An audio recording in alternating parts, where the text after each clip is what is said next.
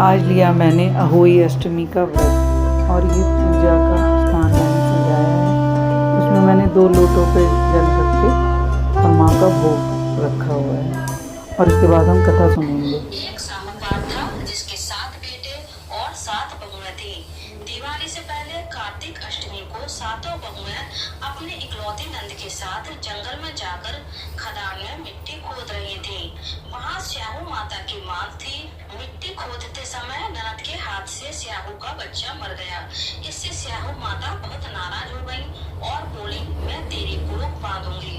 तब ननद अपनी 7 भाभियों से बोली, तुम में से कोई अपनी कोख बंधवा लो। सभी भाभियों ने अपनी कोख बंधवाने से इनकार कर दिया, परंतु छोटी भाभी सोचने लगी कि अगर मैंने अपनी कोख नहीं बंधवाई तो सासू जी नाराज होंगी।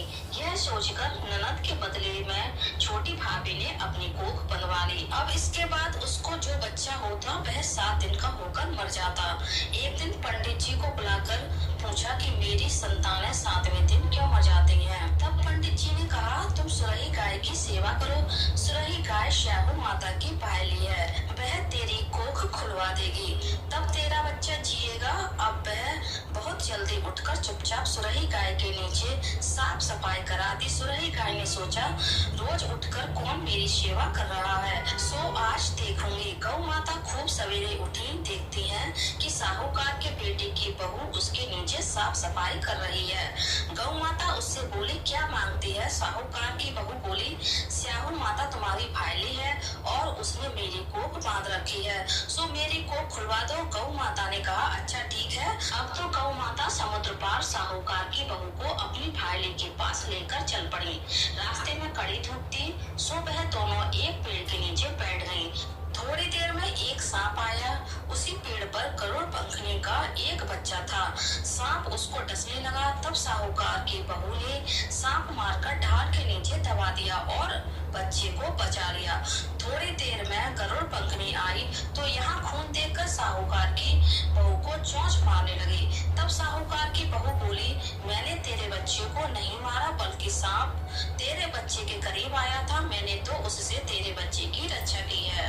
यह सुनकर गरुड़ पंखनी बोली, मांग तू क्या मांगती है। तब वह बोली, 7 समुद्र पार स्याहू माता रहती हैं, हमें तू उसके पास पहुंचा दे। तब गरुड़ पंखनी ने दोनों को अपनी पीठ पर बैठाकर स्याहू माता के पास पहुंचा दिया। स्याहू माता उनको देखकर बोली, आ बहन, बहुत दिनों में आई है। फिर कहने लगे, बहन मेरे सिर में जुएं पड़ गई हैं। तब सुरई के कहने पर साहूकार की बहू ने उसकी सारी जुएं निकाल दी। इस पर स्याहू माता प्रसन्न होकर बोली, तूने मेरे सिर में बहुत सलाई घेरी है, इसलिए तेरे 7 बेटे और 7 बहू होंगी।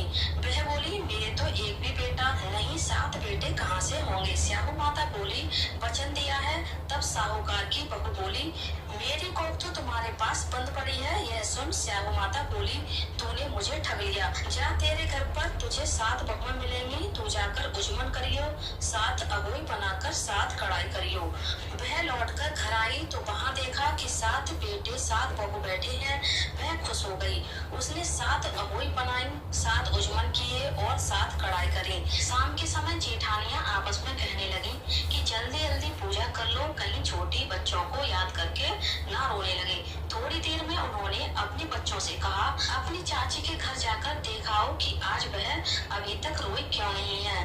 बच्चों ने आकर कहा, चाची तो कुछ मार रही है, खूब उजमन हो रहा है। यह सुनते ही जेठानियां दौड़ी दौड़ी वहाँ आई और आकर कहने लगी कि तूने कोख कैसे खुलवाई। वह बोली, तुमने तो कोख बनवाई नहीं थी, सो मैंने कोख बनवा ली थी। अब स्याहू माता ने कृपा करके मेरी कोख खोल दी है।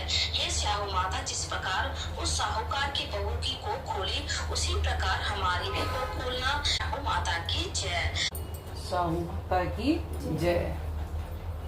माँ सब बच्चों पर अपनी कृपा बनाए रखना। जय गणेश देवा, माता जाकी पार्वती पिता महादेवा, माता जाकी पार्वती पिता महादेवा। जय गणेश जय गणेश जय गणेश देवा, माता जा। जय अहोई माता मैया, जय अहोई माता, तुमको निस दिन ध्यावत हरि विष्णु दाता। जय अहोई माता ब्रह्माणी रुद्राणी तुम कमला रानी मैया तुम कमला रानी सूर्य चंद्रमा ध्यावत नारद ऋषि गाता जय अहोई माता ध्यावत नित मंगल पाता जय अहोई। उसके बाद पहना हम सब ने माँ का लॉकेट जिसमें साहू माता का चित्र अंकित है और अपने अपने बच्चों के लिए उसमें हमने चांदी के मोती डलवा रखे हैं। हम सब ने अपने अपने गले में पहना। माता अपने बच्चों की तरह हमारे बच्चों की भी रक्षा करना।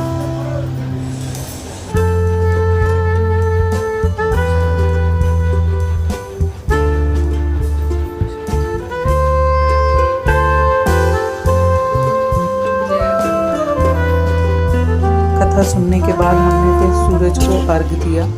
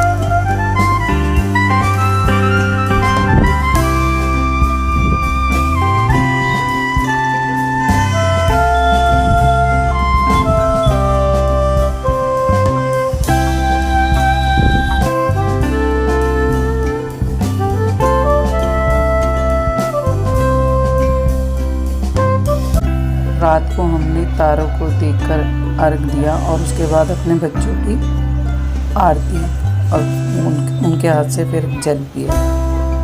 इस तरह समाप्त हुआ हमारा अहोई का व्रत।